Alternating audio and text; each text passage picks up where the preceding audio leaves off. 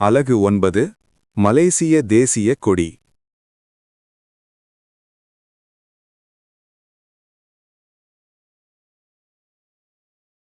நீங்கள் கற்கப் போவது என்ன?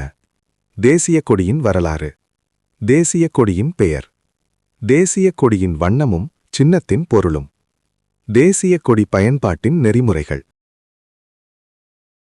நம் நாட்டுக் கொடியின் வரலாறு.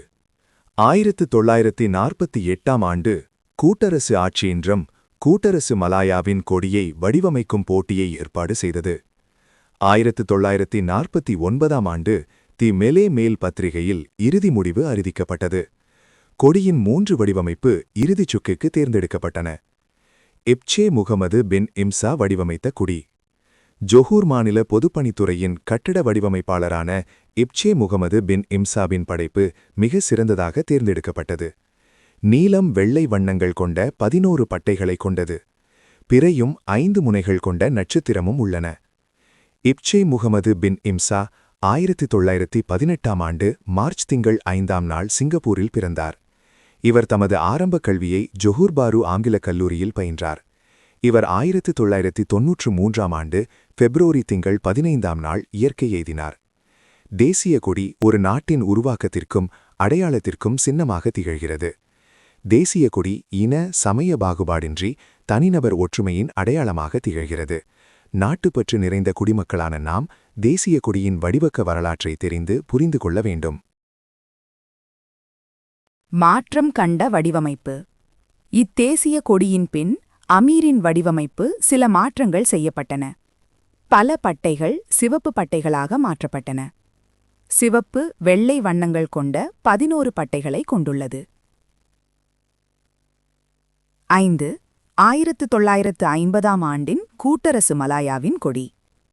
ஏப்ரல் 1950ஆம் ஆண்டு கூட்டரசு மலாயாவின் கொடி கூட்டரசு ஆட்சினரால் ஏற்றுக்கொள்ளப்பட்டது. 11 பட்டை உள்ளது. 11 முனை நட்சத்திரம் உள்ளது. 6. 1963ஆம் ஆண்டிலிருந்து மலேசிய கொடி. 26 மே 1950ஆம் நாள் கூட்டரசு மலாயாவின் கொடி முன்மாதிரியாக சிவகங்கர் சால்கான் அரண்மனை வளாகத்தில் பறக்கப்பட்டது.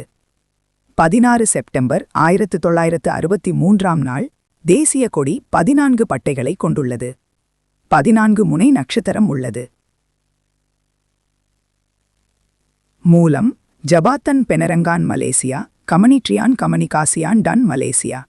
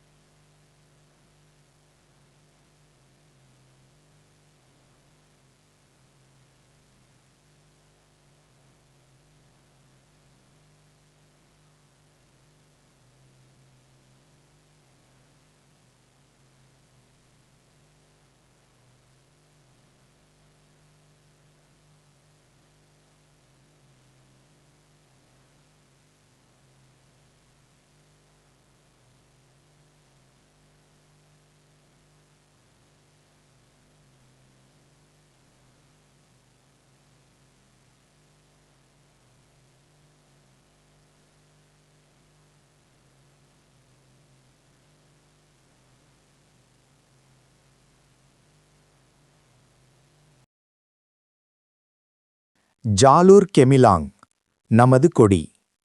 நாட்டின் அடையாளச் சின்னமாக விளங்கும் தேசிய கொடி நமது பெருமைக்குரியதாகும். நாம் தேசிய கொடியின் பெயரையும் அதன் பொருளையும் தெரிந்து புரிந்து கொள்ள வேண்டும். நமது தேசிய கொடியின் பெயர் ஜாலூர் கெமிலாங். 31 ஆகஸ்ட் 1997 நாள் 40வது சுதந்திர நாள் கொண்டாட்டத்தை முன்னிட்டு மலேசியாவின் பிரதமர் துன் டாக்டர் மகாதீர் முகமது இப்பெயரை அறிமுகப்படுத்தினார். நமது கொடியில் 14 பட்டை இருப்பதால் ஜாலூர் கெமிலாங் என பெயர் சூட்டப்பட்டது. மேம்கப்புக்கும் நாட்டையும் இனத்தையும் உருவாக்கி ஒரே நோக்குடன் பயணிப்பதை அப்பட்டைகள் உணர்த்துகின்றன. கெமிலாங் என்றால் ஒளிரும் அல்லது மேம்புகழ் பொருள்படும். மாணவர்களாகிய நாம் முறையாக கல்வி கற்று நாட்டை முன்னேற்ற முனைப்புடன் செயல்பட வேண்டும். 3. நாம் எங்கிருந்தாலும் நமது தேசிய கொடியை பெருமிதமாக பறக்க வேண்டும். 4. ஜாலூர் கெமிலாங் பாடலை பாடுங்கள். ஜாலூர் கெமிலாங் அடையாளத்தை அறிவோம். ஒவ்வொரு வண்ணத்திற்கும் அடையாளத்திற்கும் தனிப்பட்ட பொருண்மை உண்டு. நாட்டை நேசிக்கும் குடிமக்களாகிய நாம் தேசிய கொடியின் பொருளை விளங்கி உயிர்த்துணர்ந்து மரியாதையை செலுத்த வேண்டும். மஞ்சள் நிறம் அரசுக்கும் நாட்டுக்கும் செலுத்தும் விசுவாசத்தை வெளிப்படுத்துவதை காட்டுகிறது. அரசியலமைப்பின் இறையாண்மையை காட்டுகிறது. வெள்ளை நிறம் உள தூய்மையையும் நேர்மையையும் காட்டுகிறது. கண்ணியம் நிறைந்த மலேசிய மக்களின் திடத்தன்மையை மேம்படுத்தும் ஆர்வத்தை காட்டுகிறது. நீல நிறம் பல்லின மக்களின் ஒற்றுமையை காட்டுகிறது. ஒற்றுமையுடன் பொருளாதாரத்தை மேம்படுத்த பாடுபடுதல். சிவப்பு நிறம் சவால்களை எதிர்கொள்ளும் மக்களின் துணிவையும் விடாமுயற்சியையும் காட்டுகிறது. தேசிய கொடியின் பொருளையும் சின்னத்தையும் உய்த்துணர்ந்து நம்மை நல்லிணக்கத்திற்கும் நாட்டின் முன்னேற்றத்திற்கும் உரிய பொறுப்புள்ள குடிமக்களாகும். பிறை கூட்டரசு மலேசியாவின் சமயம் இஸ்லாம் என்பதை காட்டுகிறது. 14 முனை நட்சத்திரமும் 14 பட்டையும் 13 மாநிலத்தையும் ஒரு கூட்டரசு பிரதேசத்தின் ஒற்றுமையையும் காட்டுகிறது. கொடியை மதிப்போம், நல்லிணக்கம் வளர்ப்போம். சுவரில் வரையவும் அல்லது காட்சிக்கு வைக்கப்படும் தேசிய கொடியில் பிறையும் நட்சத்திரமும் முன்புறமிருந்து பார்க்கும்பொழுது இடப்பக்கமாக இருக்க வேண்டும். மேடையின் பின்திரையில் பேசுபவருக்கு பின்புறமாக தேசிய கொடியை உயர்ந்த இடத்தில் வைக்க வேண்டும். தேசிய கொடி நாட்டின் மாண்பிற்கும் இறையாண்மைக்கும் அடையாளமாக திகழ்கிறது. தேசிய கொடியை பறக்க விடுவது எழுச்சிமிகு நாட்டுப்பற்றை தூண்டும். நாம் எப்பொழுதும் தேசிய கொடியை மதிக்க வேண்டும். தேசிய கொடியை பயன்படுத்தும் பொழுது சில நெறிமுறைகளை கண்டிப்பாக கடைபிடிக்க வேண்டும். ஒரு வரிசையில் அணிவகுத்துச் சென்றால் தேசிய கொடி மற்ற எல்லா கொடிகளுக்கும் முன்னணியில் இருக்க வேண்டும். தொங்கும் நிலையிலுள்ள தேசிய கொடியில் பிறையும் நட்சத்திரமும் மேல் நோக்கியும் படைகள் கீழிருந்து நிறுவாக்காவும் இருக்க வேண்டும். தேசிய கொடியை ஏற்றும்போதும் இறக்கும்போதும் பின்பற்ற வேண்டிய நெறிமுறைகள். தேசிய கொடியை பயன்படுத்தும்போது சில நெறிமுறைகளை பின்பற்றாதவர்கள் சட்டத்தின் முன் தண்டிக்கப்படுவர். தேசிய கொடியை ஏற்றும்போதும் இறக்கும்போதும் பின்பற்ற வேண்டிய நெறிமுறைகளை தெரிந்து மக்கள் நடைமுறைப்படுத்த வேண்டும். வெளிநாடுகளில் இருந்தாலும் தேசிய கொடி ஒவ்வொரு குடிமக்களின் ஒருமைப்பாட்டின் சின்னமாக விளங்குகிறது. தேசிய கொடியை மதித்து பெருமிதம் கொள்ளும் வகையில் அதனை பயன்படுத்தும் நெறிமுறைகளை அறிந்து சரியான முறையில் சமுதாயம் அமையப்படுத்த வேண்டும். தென்கிழக்காசிய நாடுகளின் தேசிய கொடிகள். தேசிய கொடி என்பது சுதந்திர நாட்டின் அடையாளமாகும்.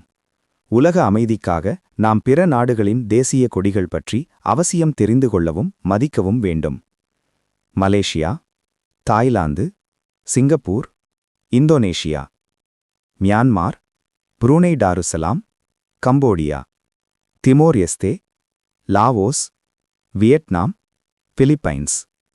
பிற நாடுகளின் தேசிய கொடியை அறிந்து கொண்டால் உலகளாவிய நிலையில் பொது அறிவை வளர்த்துக் கொள்ளலாம். மாணவர்களே, கொடுக்கப்பட்ட பயிற்சியை சிந்தித்து பதிலளியுங்கள். நன்றி. மாணவர்களே, நான் ஆசிரியை திருமதி மஞ்சுளா. மீண்டும் சந்திப்போம்.